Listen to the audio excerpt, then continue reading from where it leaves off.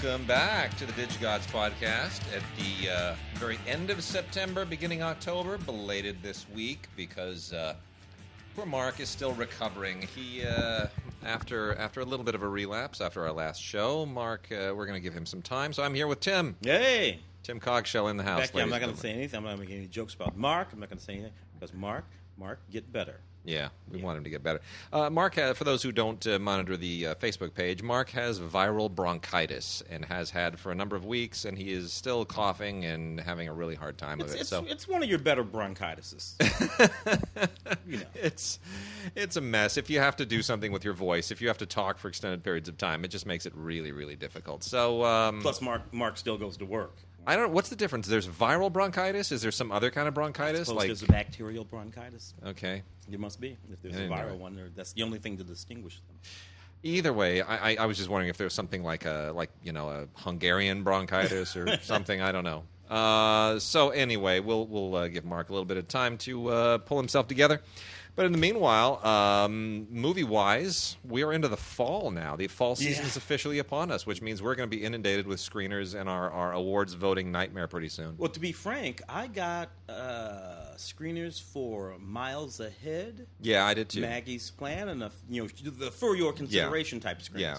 I don't know, 2-3 weeks ago. I did too. Sony Classics was on top of it. Yeah. They might have shot that wad too soon. This is the thing. Right now, I couldn't find any of those movies that made me. Well, this is the thing that always panics me around this time because I would love it if we'd start getting all of our award screeners now. Beginning of October, first week in October is when we really should start getting them, because we usually vote around December 10th. Mm-hmm. Okay, so you do that math. That basically is not quite 10 weeks. To see what amounts to, even when you whittle it down, you're going to be somewhere between 40 and 60 movies. Yeah. I mean, when we chat in the room, people are arguing about, at least 30 movies that are in the running between all the major awards. And that's once you've probably wasted your time on 10 or 12 or 20 movies that nobody else likes. So, I mean, that's a lot of movies to watch in 10 weeks. It really is. It is. Considering we don't usually start getting them until, literally the second week in November, which leaves you not even 4 weeks to see them. To see the movie. Yeah, now, some of these movies, of course, we will have seen during the course year. Of the year. Yeah. But not many. Most of them, hold their fire. Yeah. Until that period that we're talking about. Yeah. Which means that we're seeing them for the first time too. So many. So yeah, you're right, and frankly, too many. Period. Today was a broadcast film week broadcast. Yes. Today's Friday. The list this week, 35 films. It's ridiculous. No, we didn't talk about all 35. And films. I was on last week with Claudia, and we had 28. 28. So, and this is becoming sort of ordinary now. I can remember when 60 movies in 2 weeks. In 2 weeks, when we thought it was outrageous if we had 12 or 15 movies. And so now we don't even talk about it as being outrageous anymore because it's just the number of releases. And you and I were talking about this the other day, which is this is what is sobering. If you're an aspiring filmmaker, this is what you have to be sobered about, because one of the things that happens when you do Film Week is that you realize it's not like working for a newspaper and somebody says, "Oh, I'm assigning you this review this week," okay, and you write it and you're focused on that one film. When you do Film Week, you are made aware of the fact that there are X number of movies opening on a given week. You look at the totality of it. You have to cover them all. Yeah. And when you do this for a number of years, you realize that even on the off weeks during the year, now we are up to 18 to 22 movies. I mean, you're averaging about 20 movies a week. Commonly. In a city, in a market like Los Angeles or even New York, you're going to average 20 movies plus every week. That we used to have about 600 releases a year in the United States. There are about 600 releases that are usually Oscar eligible. Yeah. But if you consider that in Los Angeles there are 20 movies a week, now 20 times 52, 500 and that's 1,000 movies. Yeah. That's over 1,000 movies. There's no way on any given week that more than 3 or 4 of those movies actually have a legitimate place in the marketplace. And of those 4, you can assume that 2 are going to be studio movies. So, and making the point, of course, that we're talking about films that are theatrically released at least somewhere. Yes. We're not talking about films that are, the VODs and the ones that are even more. This is in a theater. Yeah, these are movies being released in a theater. So, if you want to make an independent film that makes a mark, there are about 100 slots a year. that you could fill. And if you assume that already established independent filmmakers like Jim Jarmusch and whoever else they are going to fill half of those, that's about 50 movies, at best 50 slots in a year that you might have a chance to fill. And there are how many tens of thousands of people looking to fill those? This business is getting insanely competitive. Really hard. And it's a very strange thing too, because obviously we're talking about theatrical releases. Yep. There are in fact way more screens than there was. Say back when you were managing theaters 30 years ago. Yeah. Right. There are way more screens than there were. So then. many more. Multiplexes now. Multiplexes and all of that. Things that didn't even, and then of course we know about all the the rest, the balance of the ways that movies are distributed now, VOD, and of course Netflix and Amazon, and how the perception of all of those things have changed over the decades. It used to be that if a movie didn't get a theatrical release, then it was just a given. That it was probably either not a very good movie or a B movie. Not necessarily now. So today, look at that list of 33 odd movies. You work your way down that list. Around movie 22, 25, you're still looking at sort of namey leads. You're still looking at these sort of namey directors. True. Maybe former movie stars, but nevertheless people with names and folks making movies. I had a movie today. Chronic was one of them. Tim Roth movie. Michel Franco, director. And this is a Tim Roth movie. I know. Not 15 people are going to see this movie. Yeah. In a theater, this weekend. Well, not Stardom 15. does not mean what it used to. Yeah. It may not actually exist. Well, let's jump into some new movies this week on that nice rosy note about this the dead end horrible. Well, there's a place where all of these movies land, and they're here in our hands, right? Yeah. So, Tim, Warcraft. Yeah. Let's talk about Warcraft for a second, because I do not play this game. That was not one of the, I have never. The world of Warcraft, I know nothing about. I have no connection to it whatsoever. I remember having very mixed feelings when this was announced, because Duncan Jones was hired to direct this. Yeah. Duncan Jones, otherwise known as Zoe Bowie of birth. Yeah. David Bowie's son. Made a great movie called Moon. That was the start, and then he did the Jake Gyllenhaal thing after that. And he's definitely one of those directors that was on everybody's list. Not just because you're David Bowie's son, but he is legit talented. I mean, he is legit talented. Yeah. He is a for real filmmaker. He's got a great sense of story, a great sense of style, especially when working with genre. And I thought, okay, Warcraft, fine. I don't need to know anything about it. I guess I'll just give him a shot. I got to be honest. I just don't get it.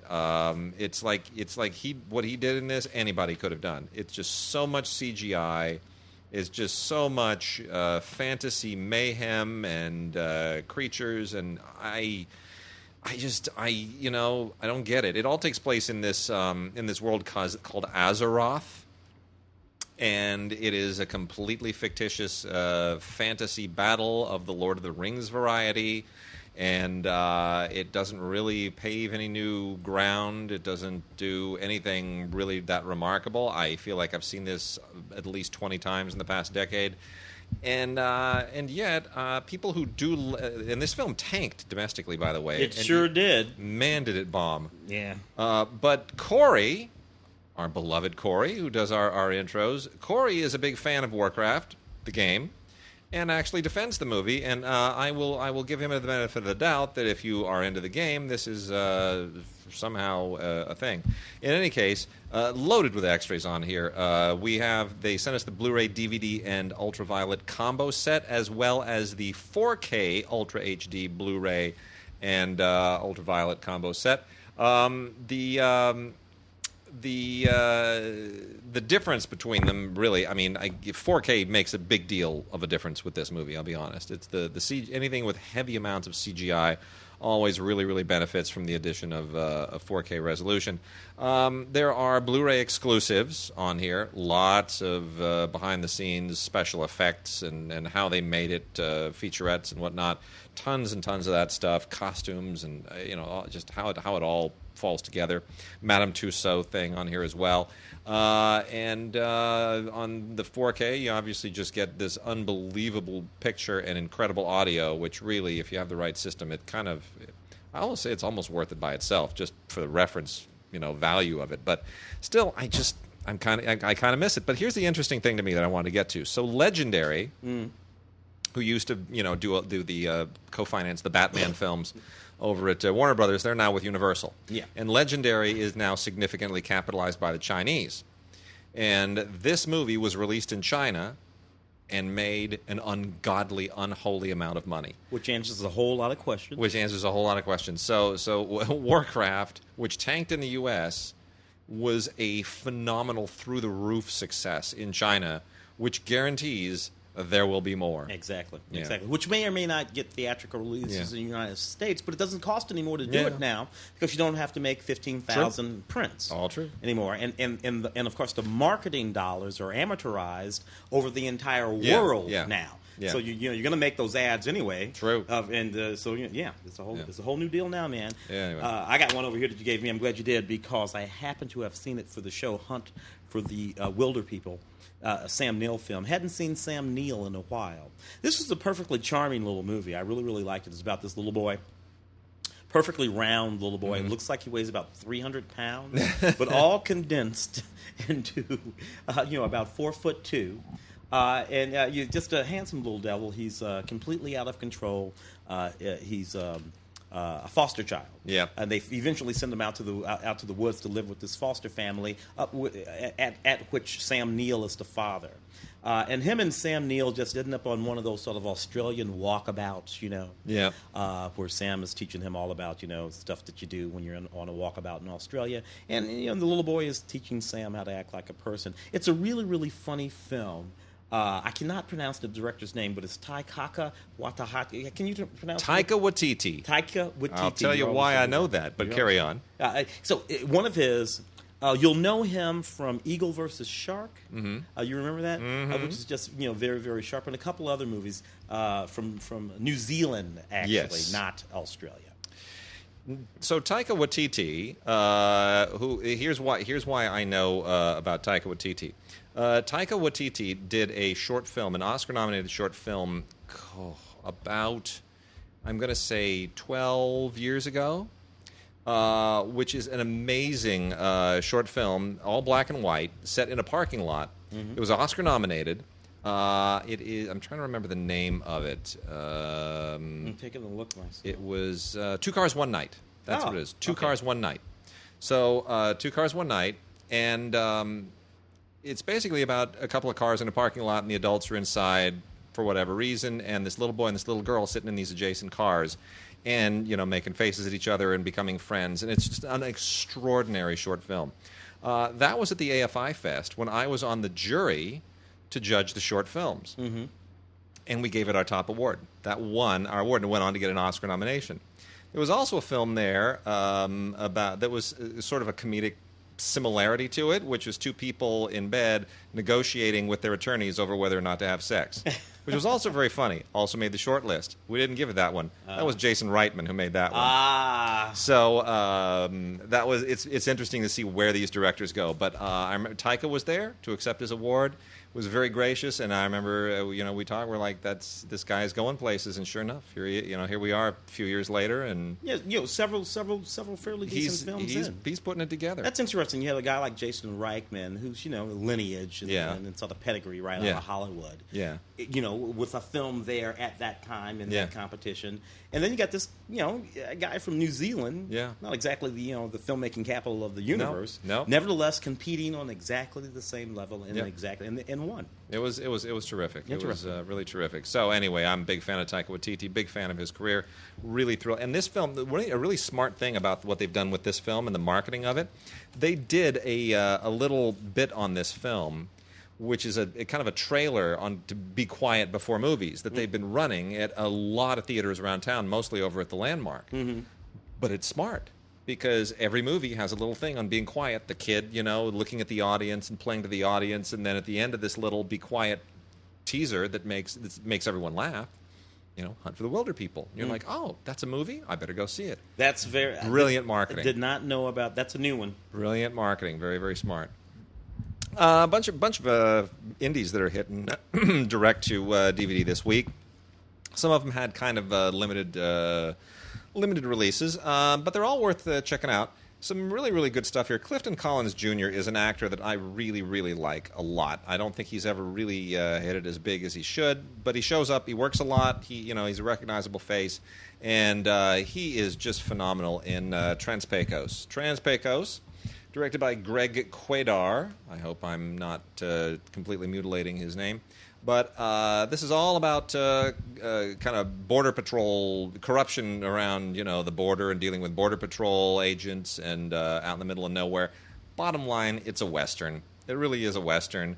It's a modern-day Western, but otherwise structurally it's a Western. And it's an incredibly cool film with great acting done in a great remote location with only a few actors, but it's solid. Greg Quaidar, who also co-wrote the screenplay with Clint Bentley, does a really good job. No extras to speak of, but it's worth checking out. That's Transpecos, just because I love Clifton Collins Jr. I think he's fantastic. Then we also have Joel Kinnaman and Tom Holland in Edge of Winter, talking about things that take place in the middle of interesting, inclement locations.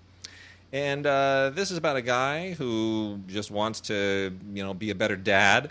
So he basically goes to, takes his boys out on what's going to be like a father and son outing to go hunting, and it turns into basically the movie with the bear and Liam Neeson. The Edge. The right? Edge. The Edge. Yeah, it was the bear. It was Alec Baldwin. And Anthony Hopkins. Yeah, it's no. The Edge. No, that's the wait. Hold. You mean the Gray with the Gray? wolves. Thank you. That's what Liam it is. Neeson with the wolves. Getting them mixed up. Yeah. So there it is. Anyway, it becomes one of those kind of movies. There's this cabin in the middle of nowhere, and anyway. It basically becomes that kind of a thing. It's sort of a little bit of an exaggerated thriller, but it's generally well done and well acted. I'm not that familiar with Joel Kinnaman, but does a perfectly decent job. So that's Edge of Winter. That's worth checking out. And then a really unusual combination of executive producers here. Terrence Malick, Natalie Portman, and Chris Eyre. Now, Chris Eyre, people remember, did kind of hit his stride with Smoke Signals, which was a big winner at Sundance. Native American filmmaker, Natalie Portman, Terrence Malick. What brought those three people together is hard to know, but the film this is from Film Movement. This is The Seventh Fire. And really interesting film that deals with the issue of gangs and gang warfare and gang politics on a Native American reservation, which is a subject I knew nothing about. I didn't realize they had gangs on the reservation. Yeah. But they do. Gangs on reservations. It's a problem on the reservations, and it is a really, really troubling look at it. And we're not talking about, we're talking about intra-tribal things, right? So you think about the reservation, you think about tribes, and you think, well, isn't that just gangs already? This tribe versus that tribe. No, this is more complicated than that. And it's a lot more complicated. There are drug problems. I mean, we know there are all kinds of social problems in the reservations, but this really, really gets into it's how sort of tribal warfare has mutated into something kind of post-urban. It's really it's a fascinating film. It touches on a very important subject. It is not an easy film to watch. It's pretty grittily done, but it's worth checking out. And that is from a director whose name is Jack Pettibone Riccobono. Jack Pettibone Riccobono. Not an easy name to pronounce, but definitely a filmmaker to watch. Interesting. I got Mike and Dave over here, which is look, this movie came out. Had to see it. I saw that trailer. I wanted to cry. It looks so dreadful. So you got these two guys, Zac Efron and Adam Devine, who's in those Pitch Perfect movies that I absolutely love. And Zac Efron I actually like too. High School Musical movies. He's on a bunch of that stuff. All grown up now. And they're these two sort of goofball brothers that nobody wants to invite to weddings because they're goofball brothers, and they go to weddings and they make fools of themselves and get drunk and pick up on chicks. There's going to be a wedding. The only way that they can go to the wedding is if they bring dates. So they run an ad in like Craigslist or online or whatever they do, and they get these dates. Anna Kendrick and Aubrey Plaza. I so adore Aubrey Plaza. She's anyway, that's just a personal thing. So these chicks turn out to be bigger, sort of drunken nightmare monsters than the brothers, and it's all meant to be ironic in this and that. And I suppose that it probably is. Look, we all had our period where these kind of movies. I remember Tom Hanks made a movie called Bachelor Party. Oh, yeah. Oh, he's got to be 30, 35 with years Adrian ago. Zmed. Adrian Zmed. Yeah. With the great hair. Mm-hmm. And just all that kind. And so it's not like every generation doesn't have 1 or 2 or 3 or 15 of these movies. This is one for this millennial generation. I suppose they like this kind of thing. Yeah. How credulous do I sound right now? Anyway, Blu-ray, deleted scenes, extended scenes, alternate story line with a alternate pig sequence. So there a gag reel and so on and so forth, and a gallery.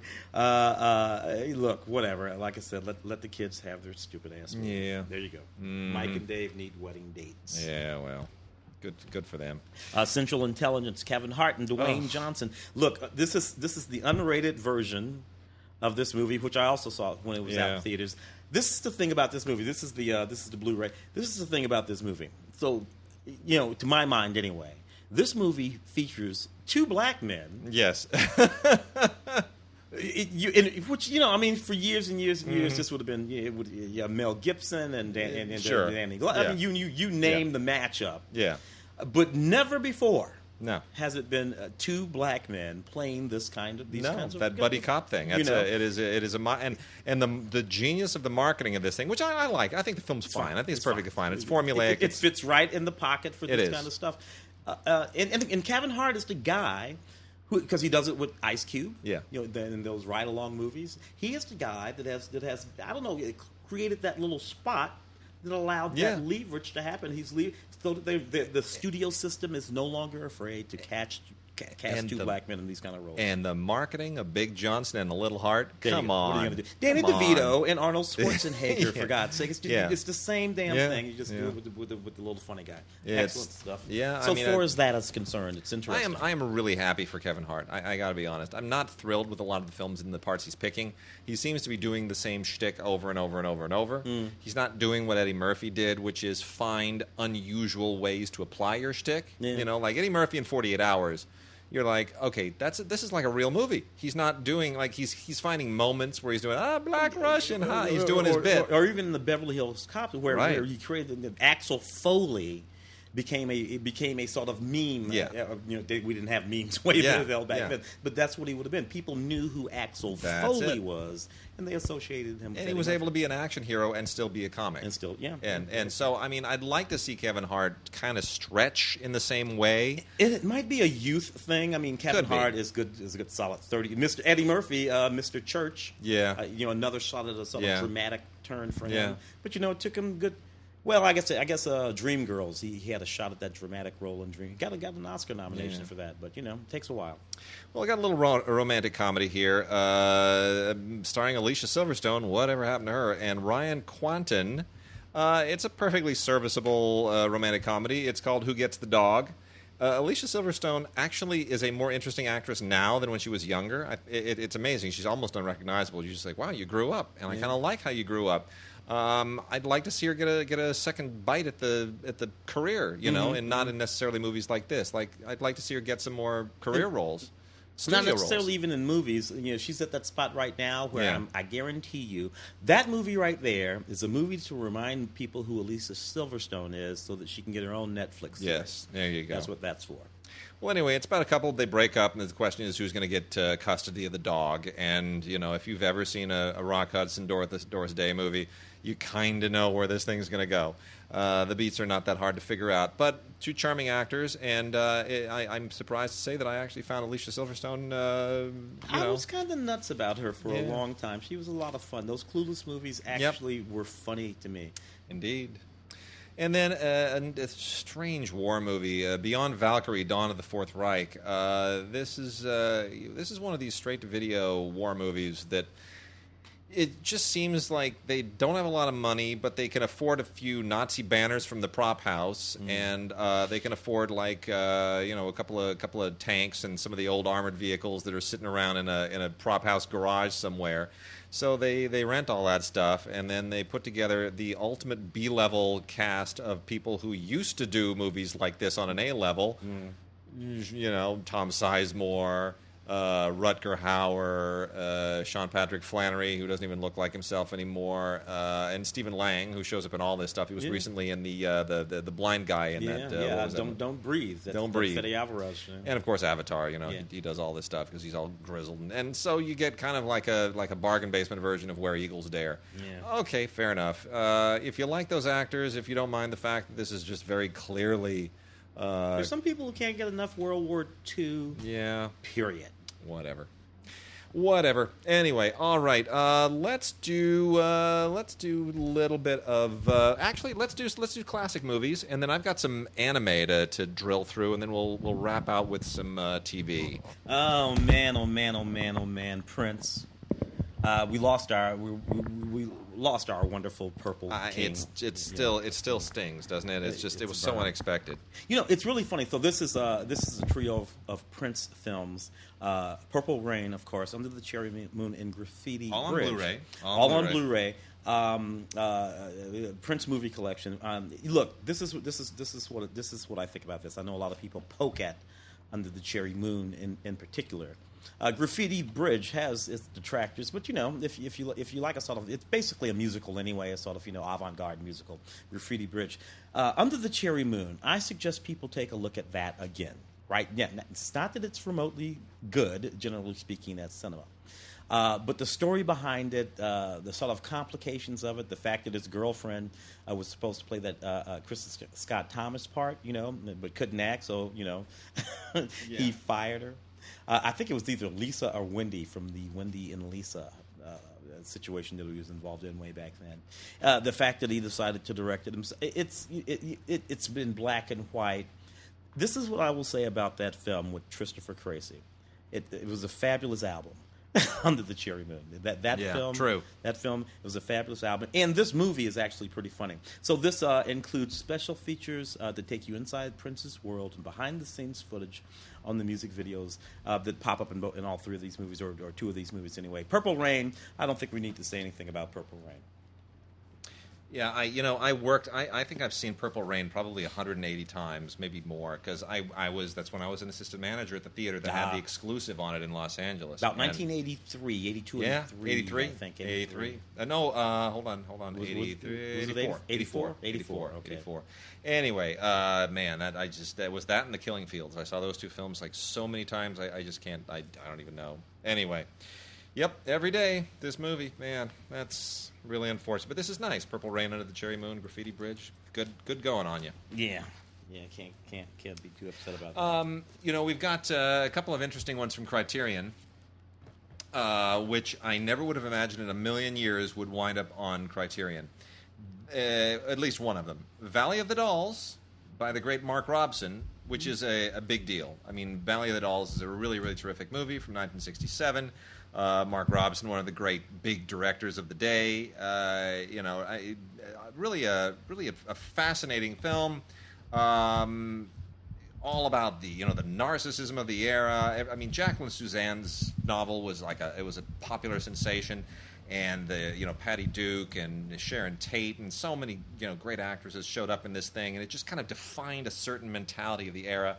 And I'm not surprised to see that on a Criterion Blu-ray. That's a serious deal, and a lot of great extras on here, including a 2009 gala tribute to Patty Duke that they had in San Francisco at the Castro Theater. Featurettes, documentaries, promotional films from 1967, even a television episode from Hollywood Backstories 2001. I mean, screen tests. It immerses you in the greatness of this film. It is a fascinating snapshot of a zeitgeist. That is Valley of the Dolls. And then somebody at Criterion clearly said, hey, here's an idea. Why don't we release it on the same day on Blu-ray with Russ Meyer's Beyond the Valley of the Dolls? Roger Ebert wrote that, right? Yeah. And that's a weird twofer to get on a 1 week because the movies are nothing alike. 3 years later, Beyond the Valley of the Dolls was released as a Russ Meyer movie, which is... it's really got nothing to do with Jacqueline Suzanne or the original movie. It just riffs on it, basically. It's so mod it takes the it taps into the other zeitgeist of the day, right? Whereas Valley of the Dolls is all about a certain kind of bourgeois middle Americana, Beyond the Valley of the Dolls gets into that whole kind of quasi-hippie kitsch. Yeah. And that's just below the surface, which is the world that Russ Meyer, inhabited. It's not quite porn. Yeah. But it's porny. It's sort of set in the music industry with people who sort of on the fringes of society. It's all very sort of, three women who are all rockers, and their whole weird 60s Hollywood scene. And it's sexy and it's weird and funky, and it's got an audio commentary from 2003 that Roger Ebert recorded for the previous release of this. It's got an audio commentary from 2006 featuring some of the cast and lots of really, really amazing, cool extras on it. I just find it fascinating that these two films are out on the same day, both from Criterion. Somebody there at Criterion had a brainstorm. I think it's kind of genius, even though it just feels weird, but this is kind of an amazing twofer this week. It really is. Amazing. What's interesting is how those films have changed positions in the context of the culture. Yeah, totally. Over the course of 50 or more years, such that they are in fact Criterion releases now. Yeah. When in fact, the very novel, the Jacqueline Suzanne novel. Yeah. That was a kitschy novel. It was pulp. Yep. I'm old enough to have read that novel many years ago. Yeah. It's terrible. It's a badly, but there it is with the quaaludes and the Valium and all that stuff behind it, and the sex or allusions to sex. Yeah. Anyway, we think about that in terms of 50 Shades of Grey today. Yeah. Now, imagine 60 years from now, the Criterion release or whatever of 50 Shades of Grey. I just can't see it happening, except that it did, because there they are on Criterion. So here's one from from Warner Archives, which is really such an amazing rediscovery. I got to be honest. This is a Blu-ray. Warner Archive is releasing about a Blu-ray a week now. It used to be that we were getting about a Blu-ray a quarter. Now we're getting a Blu-ray almost one a week. There are a few weeks that go by that there aren't, but generally you're getting at least 2, maybe 3 Blu-rays a month out of the Warner Archive collection, which is fantastic because they do such a great job curating their releases. Of all the MOD divisions at the studios that have them, Warner Archive really do an amazing job. They just really pay attention. They're not just blowing stuff out. They're picking and they're combining things and creating themes and finding commonality between them and really giving it historical relevance. This is a movie I had completely forgotten even existed. This is Man in the Wilderness, starring Richard Harris.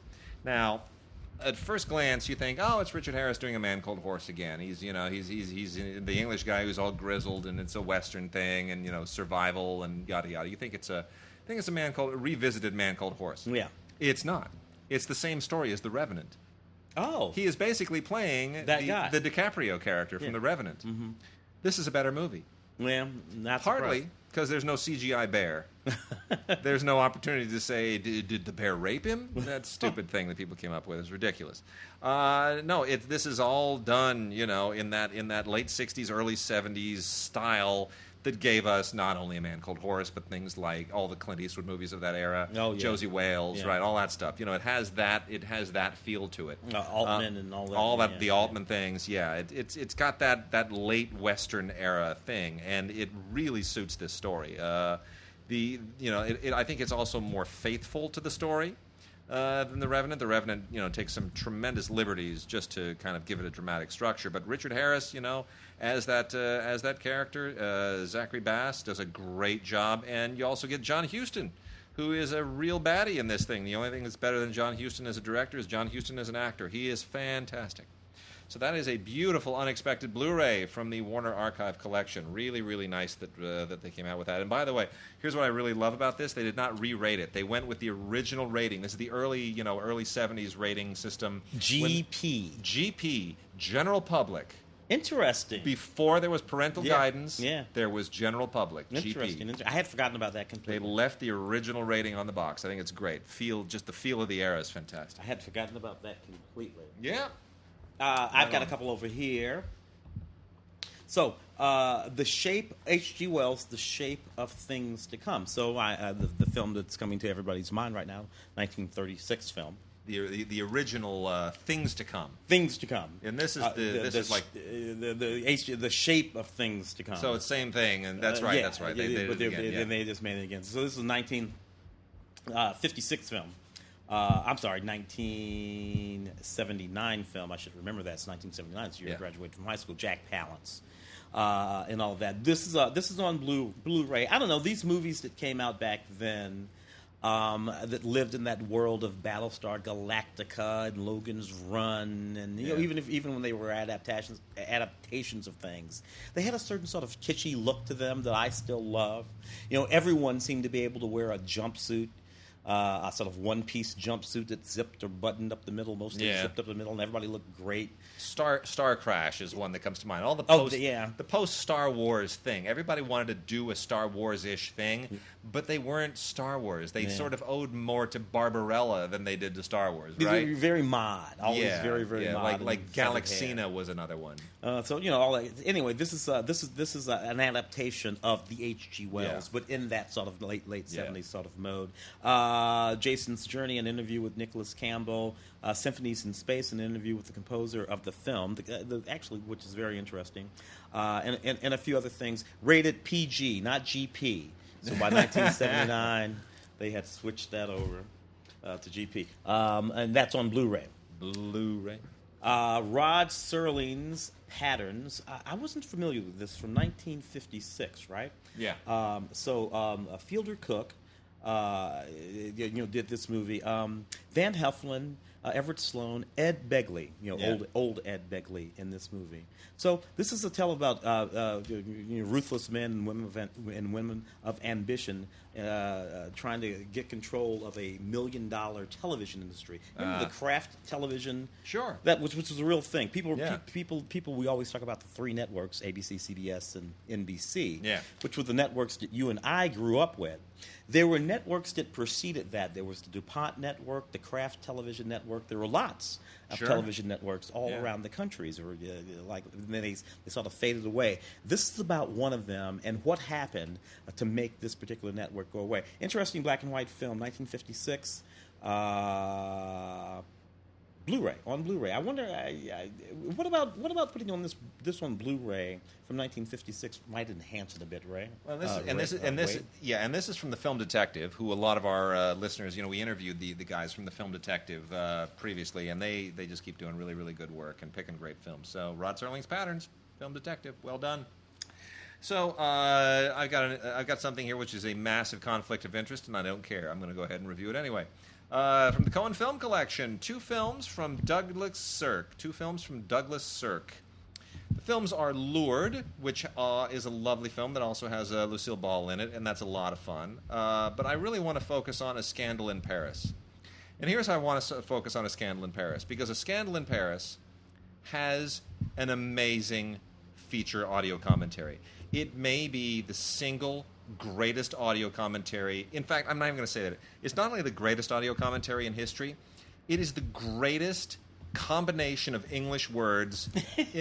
I'm going to go a step further. It's the greatest thing ever in the universe. It's the greatest thing ever. This commentary, best thing ever in the universe. The reason is because I did it. So this is my first ever solo commentary alone. I've always done commentaries in the past with people. That's the one that you did recently, right? Yeah. I remember we talked about that. Yeah. So I've done commentaries with you. I've done them with Mark. I've done them with Andy. Yeah. We've all done. So it's one thing you can corroborate this. It's a great thing when you do a commentary with a partner, because you sit there and you lose your space and you miss something and you just. Your turn. They just take it over. They just fill in. Everybody's prepared, and then you find your spot again, and then you can. And it's a very nice flow. Doing it alone, you sit there with all your notes and all your time code notes, and you look at that screen, and your stomach drops into your toes, and it takes twice as long because you'll start running out of time. You'll go, oh, God, can we back it up? And so I can. And I'm showing how the sausage is made here, but there you go. But that's what it is. Oh, and you back it up, and then you got to redo it. It just took forever. But when you do it with two people, you can just about do it in the real time of watching the film with a stop or two. So anyway, this was really, really. Both of these films have been out before on DVD, but never like this. They are absolutely gorgeous. What Cohen has done is just spectacular and beautiful. The Scandal in Paris is an interesting story. It's the It is based in fact, very loosely in fact. It is with George Sanders as a roguish outlaw who during the Napoleonic era takes there's a bit of a scandalous. I don't want to give anything away. He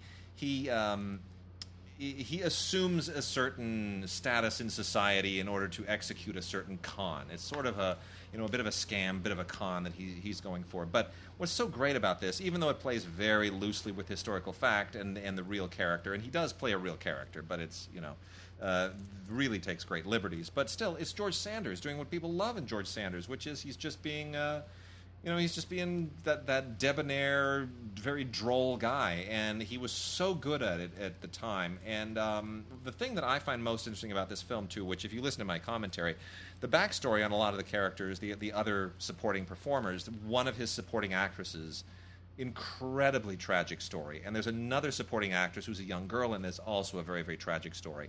I will not get into it, but it's worth listening to. I'm not to continue to sort of stroke myself on the commentary, but it's worth listening to the commentary because I will tell you those stories. And it makes the film richer as a result. So, 2 films by Douglas Sirk from the Cohen Film Collection, Scandal in Paris and Lured. Extraordinary stuff. I have Labyrinth over here. I had 30. I know. 30th year anniversary. I know. David Bowie, Jim Henson. I'm going to go drown myself in your sink. Not to mention Jennifer Connelly. I know. That means that Jennifer Connelly is more than 30 years old. That's I know, it's a problem. Right, yeah, it's a problem. This is complicated. We have 2 DVDs here. DVD, digital HD with ultraviolet in my right hand. That's one's the 4K. One's the Blu-ray, one's the 4K. And then the 4K in my left hand. But as I look at the back of these and I look at the special features, people will remember the film. Jim Henson, 16-year-old girl, Jennifer Connelly, her brother is kidnapped. The Goblin King, played by David Bowie, gives her X number of hours to go and solve the labyrinth and get her brother back. Which is a really fantastic movie, by the way. Yeah. I put it right up there with Ridley Scott's Legend.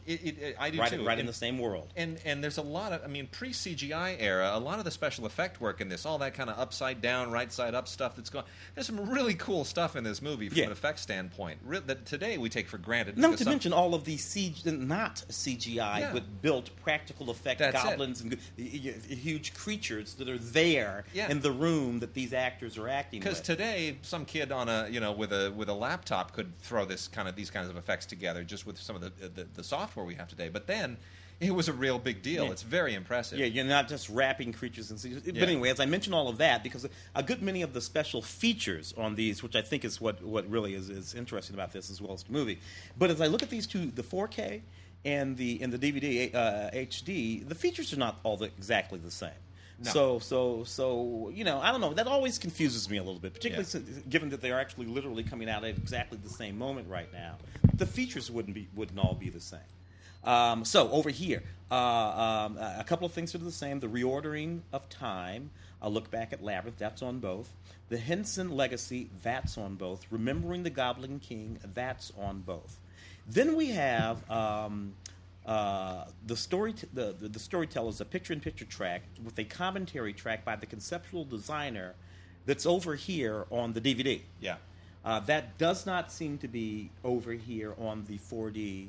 On the 4K. On the 4K. Yeah. And 2 or 3 other things, Journey Through the Labyrinth with the characters, the Quest for the Goblin, all this kind of stuff. So, I don't know. That's always a little interesting. What's the story behind that? Why wouldn't these be exactly the same? I have the slightest idea. That's an issue that Sony will have to contend with, and they'll have to explain that to us. Yeah. I don't know. Don't get it. We got some more from Warner Archive. The Doris Day James Cagney film, Love Me or Leave Me. This is also on Blu-ray, also beautifully, beautifully, beautifully done. This is a beautiful Technicolor CinemaScope widescreen classic. And it's basically the story of Ruth Etting, who was a singer in the 1920s, and it's one of those, how would I put it? One of those gun mall mobster stories done in Hollywood style. And it's a lot of fun. James Cagney's great. Doris Day is great. 2 great stars. Really just a beautifully made film. Not real gritty in any way, but this thing it got a bundle of Oscar nominations, very deservedly. It's beautifully put together, and maybe one of the better films directed by Charles Vidor, who was a good workman-like studio director, but rarely sort of identifiable in his style. Anyway, really fantastic Blu-ray, well chosen. And then a couple of other Warner Archive titles on DVD. The DVD-R DVD-Rs are burned for the MOD line. This is Volume 9 of the Monogram Cowboy Collection. 9 more movies on 3 discs with Johnny Mac Brown. They made tons of these things back then. They cranked them out in no time at all, which is really what's most impressive.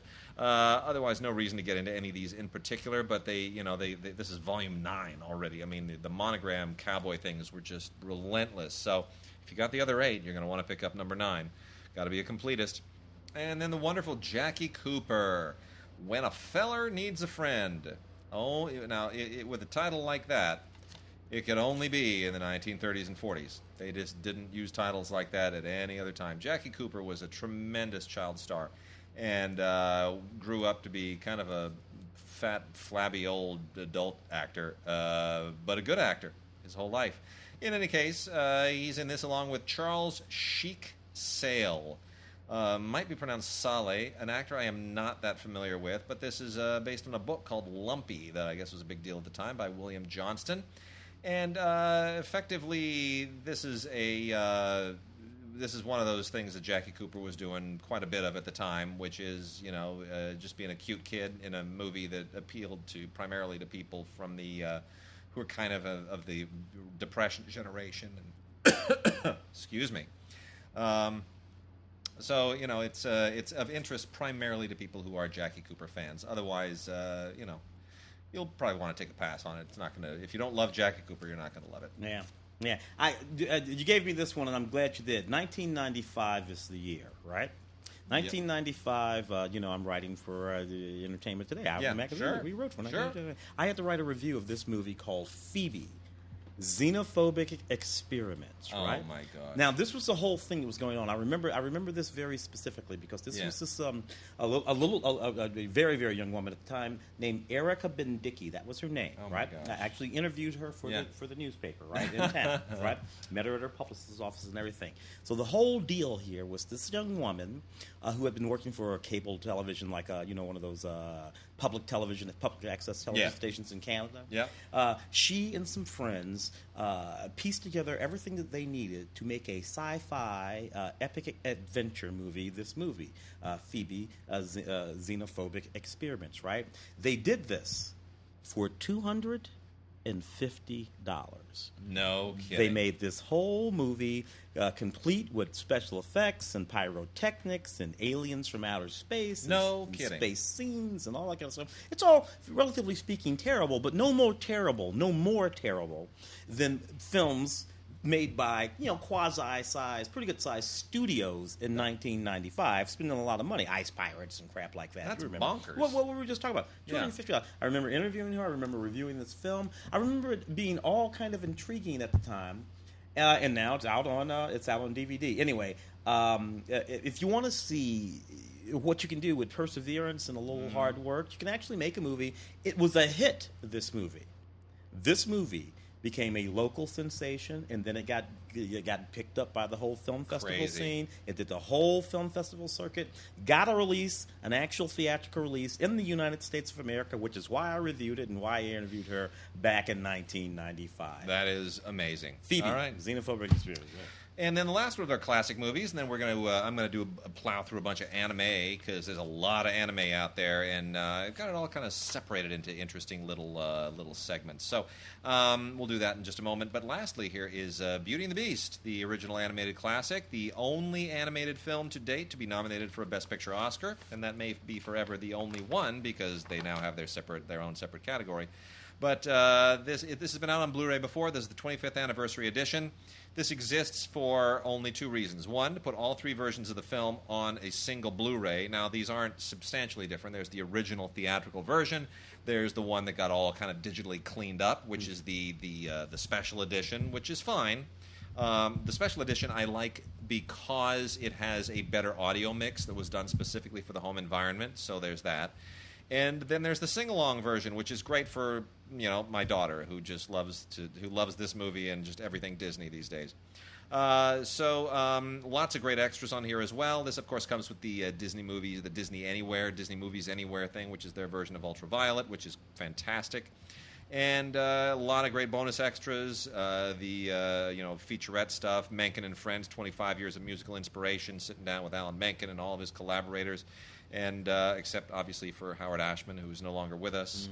And they have stuff on the recording sessions and all this just great stuff that kids and adults will both equally enjoy. But you know what? Ultimately, it's all about the movie.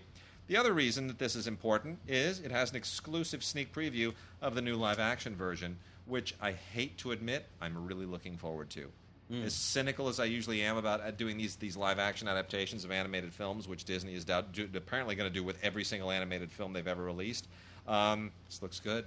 Bill Condon. It depends on how they decide to do it. I would love to see it if it's a live-action version. Of course, they're live-action version of television, Beauty and the Beast. Yeah. And they don't wrap it in CGI. What is the point of doing a live-action version if you're going to wrap almost everything that's sort of mystical and magical in CGI? Then we might as well just watch well, for starters, I'm really looking forward to seeing Ewan McGregor as Lumiere. I just think that's... or Cogsworth. No, he's Lumiere, and I think Ian McKellen is Cogsworth. I think that's how they're doing it. Anyway. David Ogden Stiers in the movie was the original Cogsworth. And the late Jerry Orbach was Lumiere. So good. Yeah, that voice of Robbie Benson. That made the whole damn movie. Yeah, it did. It sure did. Good old Robbie Back Benson. then, you didn't necessarily have to have a movie star to... I mean, these people were all noted actors. But they weren't movie stars. Nowadays, to do that, you got to have movie stars. All right, here we go. Gonna burn through the anime. You ready for this? Here we go. All right, Tim, I'm gonna burn through some anime. Mark usually takes a nap when I do this, so here we go. And if we have any anime fans, please, by all means, correct me on my pronunciation or my complete mutilation of things, because I am not a native Japanese speaker, so I'm gonna destroy some of these names, I'm sure. Domagar D is okay. Domagar D is a giant robot thing. It's perfectly fine. I didn't watch an awful lot of it. It just kind of feels like it fits right in there with all this kind of pre-Transformers sort of Get to Robo stuff. It's kind of in that same vein.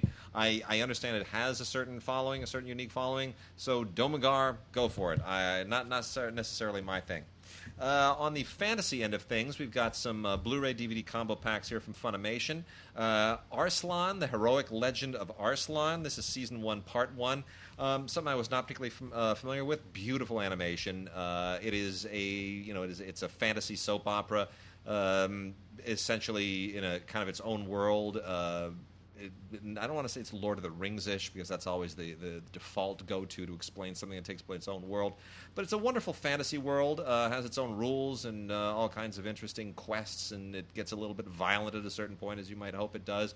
But it's a nice Japanese take on a medieval concept, and I found it really quite charming. Laughing Under the Clouds, a little bit more impenetrable. But this is kind of turn of the century Japan, also sort of but this is a more grounded fantasy environment. Very, very well done, but most important are the artwork here. The animation is just superb. Really, really beautiful artwork. Incredibly well drawn, meticulously well drawn, beautifully, beautifully colored. Maybe the most interesting film of all the animated films this week is this incredible movie that I've never heard of before called Barakamon. I'm going to say that again, Barakamon, Barakamon. This is a Blu-ray DVD combo set from Funimation as well. And the whole thing looks like it's done in charcoal and watercolor. It's just really, really amazing. The story is somewhat parochial. It's almost better like live action, frankly, to tell a story like this. But in this case, it takes on this very poetic veneer. It's about a young calligrapher whose parents send him to. He's kind of a troubled kid, so his parents send him to to a certain island location. I don't want to get too far into it, as a way of sort of getting him to find himself in a way. And what happens there is, of course, one of these wonderful small village transformational friendship odysseys coming of age. It's really quite gentle and quite sweet. But again, it's the artwork that is just so dazzling. It's so beautiful to look at. And Funimation definitely understood that they had something special on their hands. They did a very different kind of a slipcover for this. So the packaging is very much paying attention to the fact that it's this matte artwork, and it's very nice. Really, really nice job. We also have another Roizen Maiden complete collection. This is specifically I guess Rosen is how you're supposed to pronounce it. I've heard it both ways, but Rosen or Roizen Maiden, Zurückspulen, which is a German word. That's very German. It's very German. This is a world this is one of those worlds that I just can't really catch up with, because it exists in so many different tentacles, and I can't really keep up with it. You have to do just way too much research to really get into it. But great following, and this has 13 episodes on 2 discs. Some interesting features on here, which include the closing animation and the opening animation without any titles or anything like that. So that's always interesting for animation buffs. On the lower end of things, we've got Pokemon the movie, Hoopa and the Clash of Ages. This is so... It's better than old Pokemon. This is like new Pokemon, so they've obviously improved their animation techniques, and it's a little more sophisticated. But all the monsters, all I could think of, I put this in and I started watching it, and the only thing I could think of is, if anybody bumps into me on the street looking for Pokemon, I'm going to punch them. That's all I could think of. Every time I see a monster in this thing, I'm like, oh, I bet I'm going to bump into somebody looking for that thing. That's over already, right? I bet somebody's going to like knock on my door one day and say, is there a Pokemon in here? And is that over, or are people still doing that? I think it's over. I think it's already over, which is fascinating that something can come, overwhelm, and go that quickly. That's fascinating to me. It is to me too. It's why they shouldn't have made that Angry Birds movie. True. If they had true. You know what? This is going to be done before this movie comes out. Very true. Very, very true. Magical Shopping Arcade, Abenoshi. This skews pretty young. This is the complete collection on 13 episodes. When you have a title like Magical Shopping Arcade, I think you figure you know what you're in for. Let's put it this way. All I'm going to tell you is, this is all I'm going to tell you about this. When you flip this thing over, first of all, you see a bunch of kids playing and a bunch of weird little creatures on the front, and then you see some girl lying. Look at the artwork, Tim. And then there's a girl on the bottom who's barely wearing anything. That's got to be a problem for either the top or the bottom. Yeah. One of those is appropriate, and the other one's not. So you think, okay, well, and then when you flip it over, and this is what they let you know on the back. Mysterious giant-breasted beauty revealed in her entirety. They want to make sure you know which one of those. Okay, so this skews, I want to say this skews young, but it doesn't skew that young. It's a little mischievous. It's not dirty, but it's kind of Benny Hill-ish, and it involves space pirates with big breasts and a lot of kung fu and magic, and it is completely bonkers and off the wall, and the animation is really uneven. It's kind of funny. I suspect if you're Japanese, you'll really find it hilarious, because I'm sure there are references there that I'm never going to get. Really quickly, from the Made in Japan line is Den-Noh Coil Collection 2, which also has kind of that very, very cartoonish, big face, big-headed, exaggerated kind of animation. This is not a line that I'm terribly fond of, but it's it has its following. In a similar vein is Punchline, the complete collection. That's on DVD only. This is from Sentai. This is not on Blu-ray. 12 episodes on 2 discs. That also gets a little bit naughty, a little bit mischievous, a little Benny Hill-ish. Again, not really my cup of tea. here are the 4 this week that are really, really amazing. The Omega edition of Death Note from Shonen Jump, which is a phenomenal box set. This is some of the best anime that's going on right now. It's really, really amazing. It's essentially a high school student who enters this, enters this kind of mysterious calling, right? It's one of those favorite memes, is that high school student finds out he's some kind of messianic figure. No, you did. Right, has to go kind of do a mythical journey. Anyway, Death Note is great. It's really terrific. The animation is phenomenal. The work on this is just magnificent. This is the Omega edition. That is worth checking out. Sailor Moon Crystal. Pretty Guardian Sailor Moon Crystal. This is a Blu-ray DVD combo pack, beautifully put together. It's the Set 1 Dark Kingdom arc. If you aren't keeping up with the Sailor Moon world, you're never going to catch up. This thing is very elaborate. It includes an 88-page booklet and a bunch of art cards, and it is really well animated. It is an incredibly well-written line of stories, but it's so elaborate and so all-encompassing. It's kind of like Robotech. It's just got, if you're not up to speed, it's going to take forever. So anyway, she's got long blonde hair, and she's heroic, and she's cute and lethal, and she is what she is. Blood Blockade Battlefront, the complete series, episodes 1 through 12. This is from Funimation. Pretty cool animation. Also a little bit uneven, but when it's on, it's really, really on.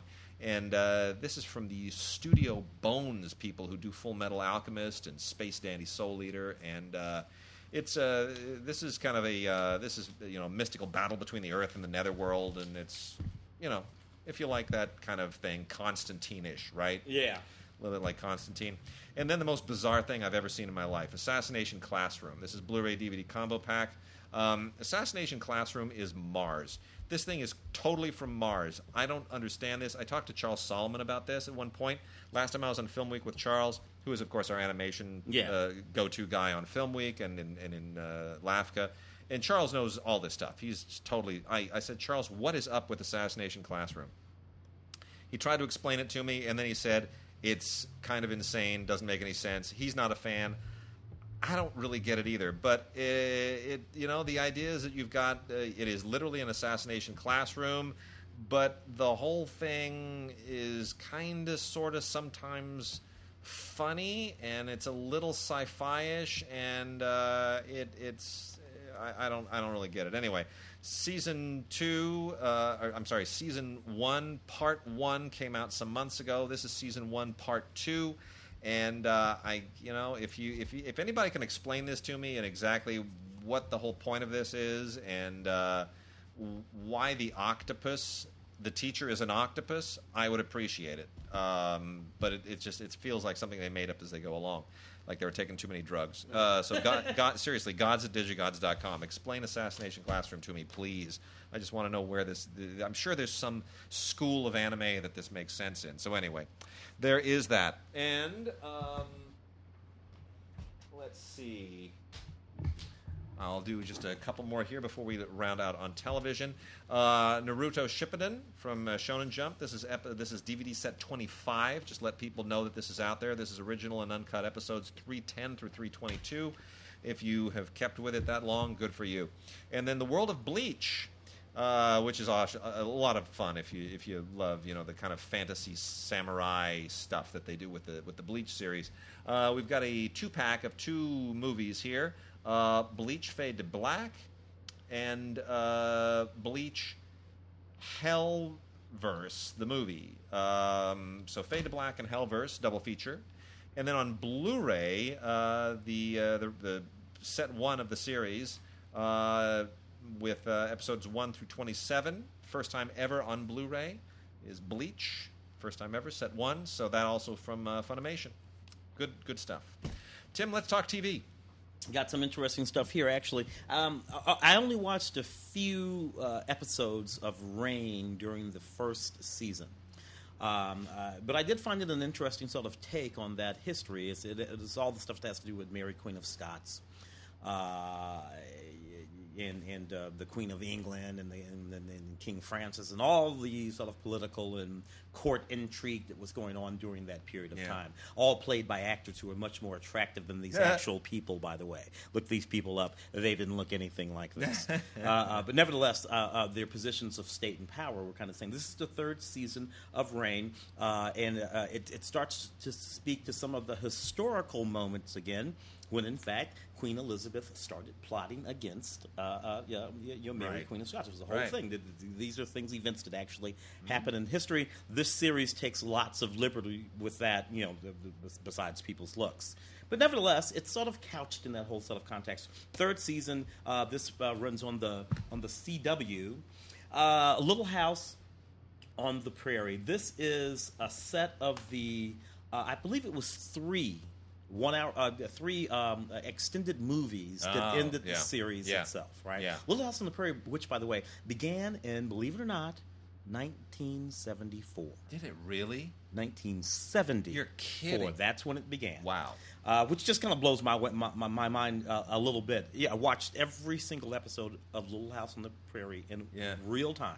Wow. Over the course of all those years. A legacy movie collection tells the story of the English. It concludes with these heartwarming movies, all restored.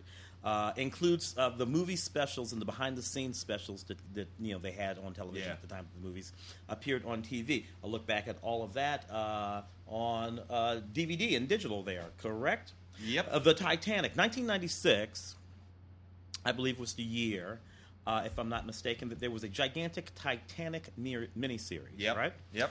Peter Gallagher, Eva Marie Saint, Tim Curry, a whole bunch of people. Now, the year that the movie came out is, I want to say... 97. 97, right? Mm-hmm. That movie wiped this television miniseries out of existence. Once this was a big event. This was like a $13, $14, $15, $20 million movie. It was a big deal. At the time, but it was on television. James Cameron, did his thing. CGI, special effects. This couldn't begin to match what James Cameron did. Plus, James went for the love story. Yeah. Went for the love story. This doesn't go for the love story. Most of the others didn't. That was the one thing he did right. He understood that people don't really care about the boat sinking. Yeah. I'll give him credit for that. Not much else. Wonder Years. Believe it or not, Wonder Years, 1988, I believe, was the year that Wonder Years started. This is season 6 of the Wonder Years. Again, watched every episode of the Wonder Years in real time. When it was on, Fred Savage and Danica McKellar and all of the kids. This is season 6. This is when the Wonder Years started to really get interesting and started to really reflect because the thing about the Wonder Years for me and you, Wade, is that we were these kids. Totally. So when this television program was going on, what we were doing is looking back at a historical representation of our lives from 15 or so years earlier.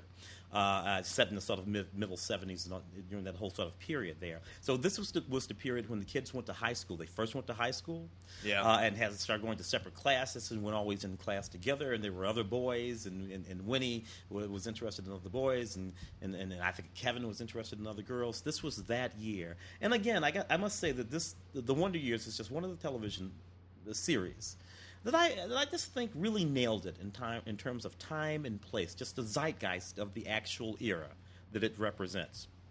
It's so good that when you watch the show, you feel like you're watching the show set in that era rather than a show that's actually being made 15, 20 years after the era in which it is set. And then when we watch it now, 30 years on from that, even more, I have to remind myself that, wait, no, that wasn't 1975, that's 1988, and all. It's just a whole thing. It's very interesting.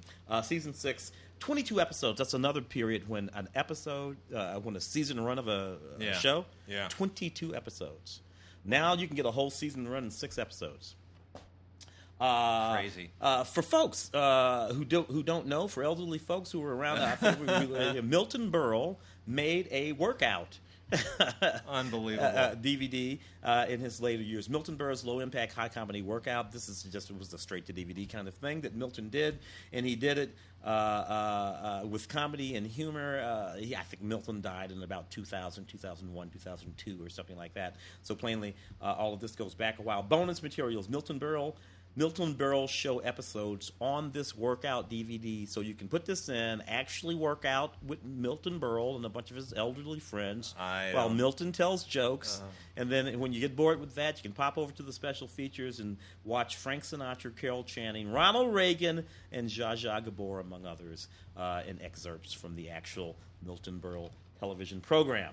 Yeah. The Catch. We got the first complete season of The Catch. The Catch, one of the Shonda shows. Yep. And I'm sort of elated at the career of Mireille Enos because I know the family very, very well. I've been in Mireille Enos' house, so I'm the lead, who previously was on the Killing. Yeah, that was her previous show, and she's wonderful on this. I mean, it's much lighter than The Killing was, and she's just great. Well, this lives in the space that the Shonda shows take up, which include, of course, Scandal and How to Get Away with Murder and Grey's Anatomy and all of these sort of.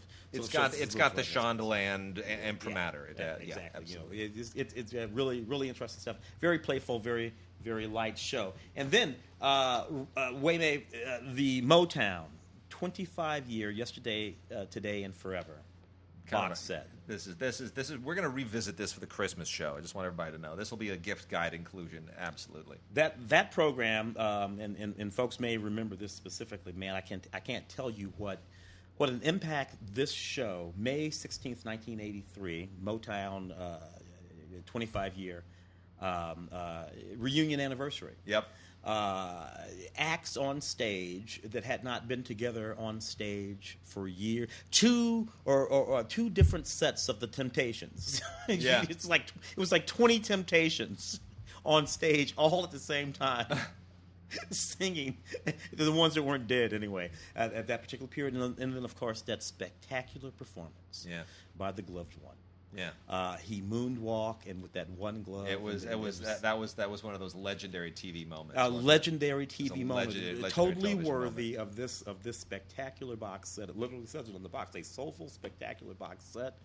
I'm reading the words, and it was a big deal in television history. This moment, I miss the days when a legendary television musical performance means just being good, as opposed to, oh my gosh, they took their clothes off and simulated sex and did all these other outrageous things. It's never about the music. Yeah, this is the last time somebody did it, and people said, no, it was just amazing. Oh, actually, it was just amazing. You know, the last time it really was.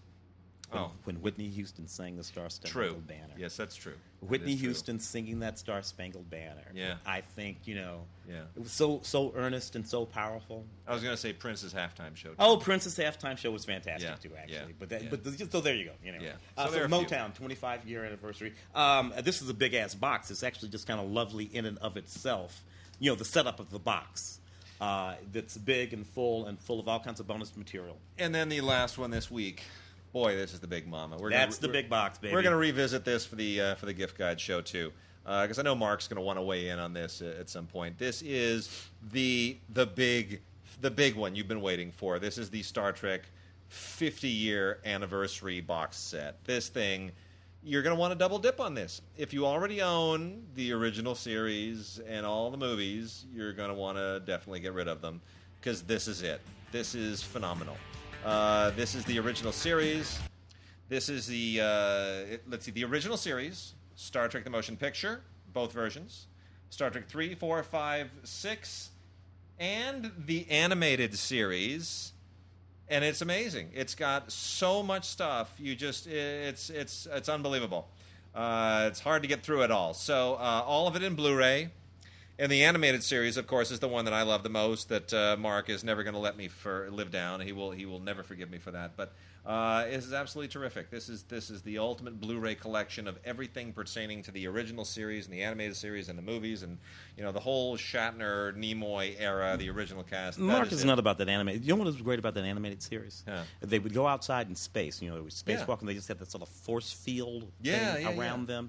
I've always thought that they should have used that in some of those later movies. That sort of notion of a little personal force field bubble And then they could just walk around. They never quite got there. Well, there are just heaps of extras here as well. I mean, it's ridiculous. There's, if you need me to recommend this, you're not a fan. Yeah, So we will revisit this again, of course, at holiday time. And this is just one of those great things. Everybody was waiting for this. It's worth double dipping. If you already own all this stuff on Blu-ray, go and sell that stuff at the used DVD store and upgrade, because it's absolutely worth it completely. All right, that's it for this week. Tim, thank you. Not sure if Mark's going to be up to it again next week. We're going to kind of play it week by week, see how long it takes for him to get his strength back, get his voice back, and we'll see you guys again soon.